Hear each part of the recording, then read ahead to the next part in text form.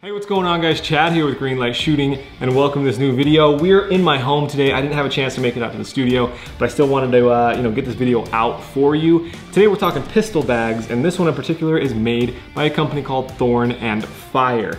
Now these guys make extremely high quality bags. They're all made in the US. They take a lot of pride in that, and because of that, it's almost like a boutique quality, very kind of handmade, really just custom, unique style bags. So the owner, Mike, reached out to me. He said, hey, I think I make some of the best bags in the business. Can we get some out to you? So of course I said yes, and it's been awesome, man. These bags have really lived up to all the promises they make on their website. So a little bit about the bags themselves. First of all, you can see that it's not a tactical bag. They kind of make that pretty obvious. They're not going for that market necessarily. A lot of the bags I've reviewed on this channel all kind of hit the same cookie cutter style, you know? They're black, FDE or OD. They have moly stitching across the front with a, like a patch logo or something. That's kind of how all pistol bags are. So it was a nice refresher to see something like this. This is their Bomber and Warhawk design. This is all leather in the front, which is a really nice vibe. They've got some embroidery on here, and it looks and feels high quality. They've also got some other designs. They've got like a thin blue line. They've got an all stealth, which is just pretty much all black with made in USA if you're not, into the designs. They've also got like a don't tread on me. They've got some really cool kind of unique designs, like I said. And these bags are designed to hold 2 pistols, 5 magazines, kind of whatever accessories you need for the range. I'm gonna read off a list of the specs from their website just to kind of get all the tech stuff out of the way, and then we'll dive into the bag and see how it's laid out, and I'll kind of give you some of my thoughts on the bag overall. So first up, it's a 1000 denier Cordura body, and you can really feel that. The body feels like it's made of a very high quality material. I've got a lot of stuff in this bag right now. When I lift this up, I'm not worried about, the bag splitting or the handles falling off or something like that. So it's a good feeling to know that the outside is made of that good high quality material. As I mentioned, genuine leather front, and this one specifically is an olive drab leather, laser cut white leather eye, laser cut black leather mouth.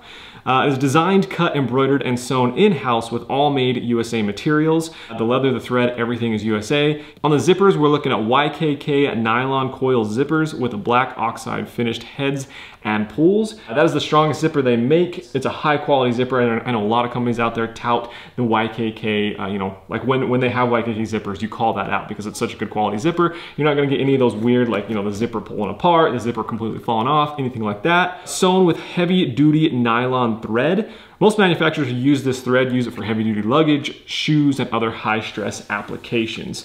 So yeah, everything down to the actual thread that is being used to hold these materials together, they're kind of going that extra step. I've done a lot of reviews on bags like from China and things like that, and while they're fine, they do the job. Anytime you're sort of in that sort of a setup, they're gonna cut corners wherever they can in order to get their costs as low as possible. That's the whole name of the game with the overseas trade. So with these guys doing everything in-house, they can obviously, make sure that they're doing everything as high quality as possible. So anyways, that is the bag itself. Let's dive into what this bag actually looks like. So this bag has got 2 main compartments. We've got one big one and one smaller one. So if I undo this top one right here, you can see that this is all lined with multicam on the inside, which I think is a really cool, nice addition. We've also got 1/4-inch foam on both sides of the gun. So we've got one pocket on each side. We've got a gun right here. We've got a gun right here as well. And you can see that the cut is sort of at a diagonal, so it does cover pretty much your entire gun there. So if you've got something nice, like a stainless 1911 or something, you don't want it rubbing up against the other gun, obviously. So it's nice that that fully does cover it. As I mentioned, the foam in there does, you can feel that foam. It feels like your handgun is safe, which is a nice touch. And then the other thing I really like about it, I'm gonna take this ammo out. But if you can see, there's a solid amount of room between the 2 handguns. And what that means is, it's not just handgun on handgun. You have enough room in there for some extra accessories. A lot of times with bags that are this size, you can't fit enough stuff in there to go to the range properly. So for me, I've got my 1911, so I've got a box of 45, and I've got my M&P, so I've got 3 boxes of 9mm in here, and you can see that there's still plenty of room. If you want to put stuff on top, if you want to put more stuff right here, there's certainly enough room to fit more accessories in there. Zip this up. So in the front pocket here, we've got 5 slots. It's like an elastic band that's been sewn in for 5 magazines. Right now I've got 3 of those. We've got 2 extra ones right there. And then there's just kind of room for extra accessories in here. So I've got some in-ear protection, I've got my eye protection, and then I've got gloves. And really that's all I need for the range. You know, if I'm going to an indoor range, I might want some over-the-ear headphones. So you guys saw that, you know, I had these Howard lights. You can either just kind of strap them on over like this, or what I personally like to do is just thread them in the handles right here.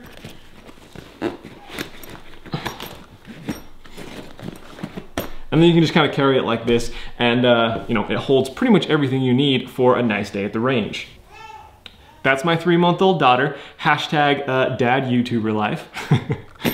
So anyways, a little bit of pros and cons about the bag. So pro number 1 is, yes, the quality is extremely high. You can feel that it's extremely high. Holding it next to a Chinese bag, like I've said, is, I mean, it's night and day. You really can feel that difference.